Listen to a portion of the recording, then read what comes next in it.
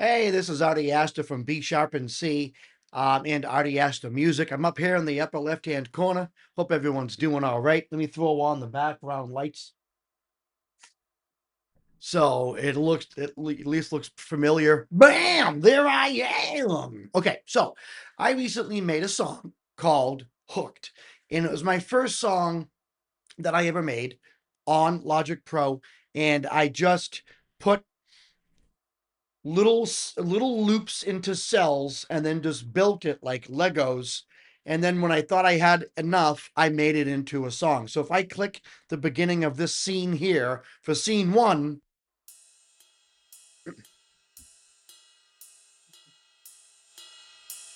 right? And then scene two. So every scene I add something. I try to make everything 8 bars. And then I add another scene right here.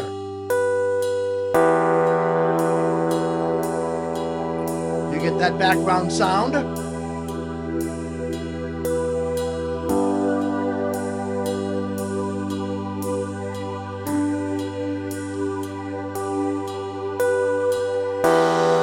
now I add more cymbals, right?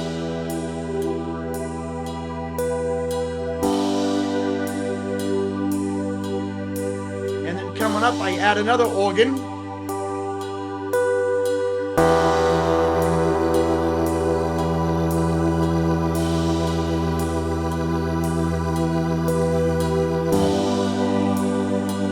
And then scene 6, I add bass.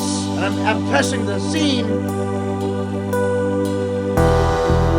at the bottom here. That's scene 6, right? And then I go over to scene 7. And I wait. This is me building the song in live loops. So I can actually change this up if I want. And now we have more percussion.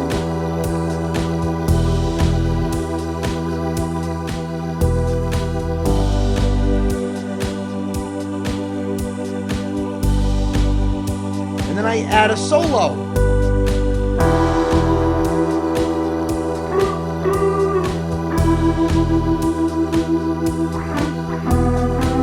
So I'm going to stop it right there because what I have here is a bunch of different cells in scene 7 or scene 8, and then a 32 bar keyboard solo. Actually, I got a little creative. I liked the sound of a bass instrument played up high. So the solo is actually a bass guitar solo, but it sounds like some weird lo-fi, kind of like lounge jazz type of keyboard. So at any rate, this was all just in live loops, right?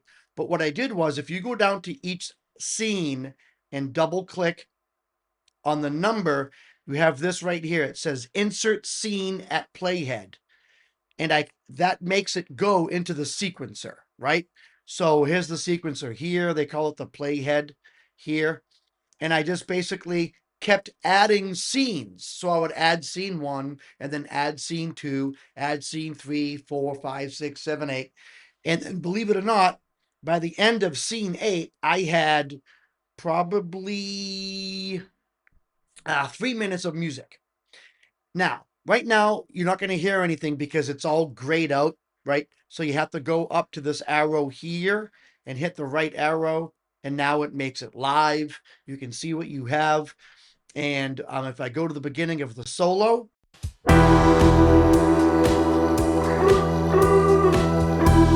now it's playing from the sequencer or the playhead. Here, instrument 18 is called the songwriter. It's the piano. I added that later. I did not make that a loop. I added that later.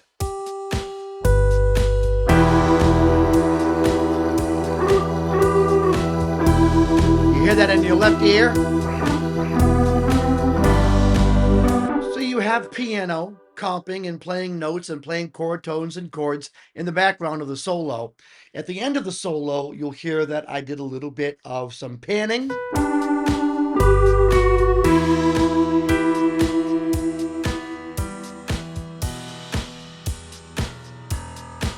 So you hear the piano pan from left to right. What I do there is I hit A to go to automation. This right here is actually a MIDI pan. You have to use MIDI pan if you're using a MIDI instrument. If you're wanting to pan a vocal track or an audio track, right there, just pan, you know? So you just go in there and you do pan.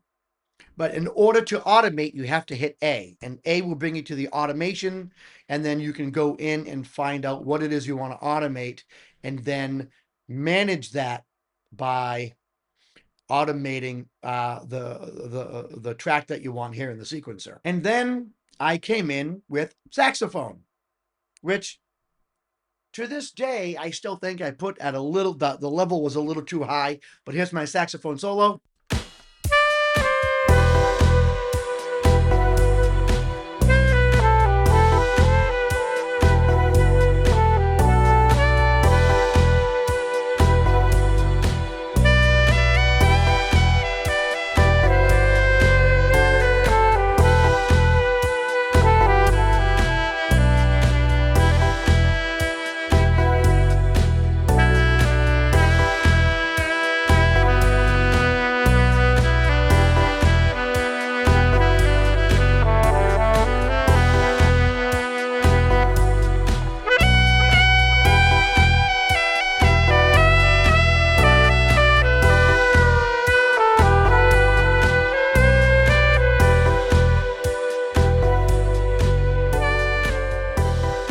You hear that?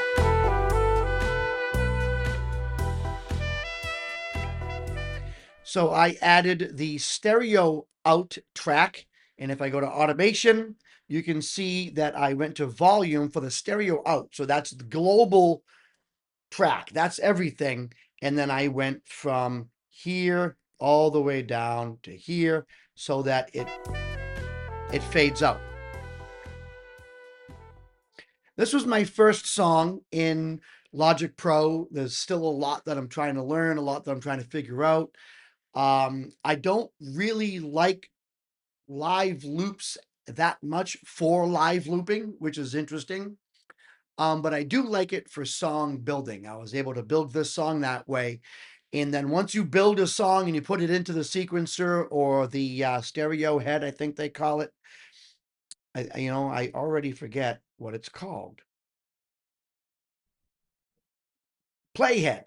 Once you build a song and then you move everything over chunk by chunk to the playhead, and then you have 3, 4, 5 minutes of music, then you have basically a regular sequencer function, and you can edit it.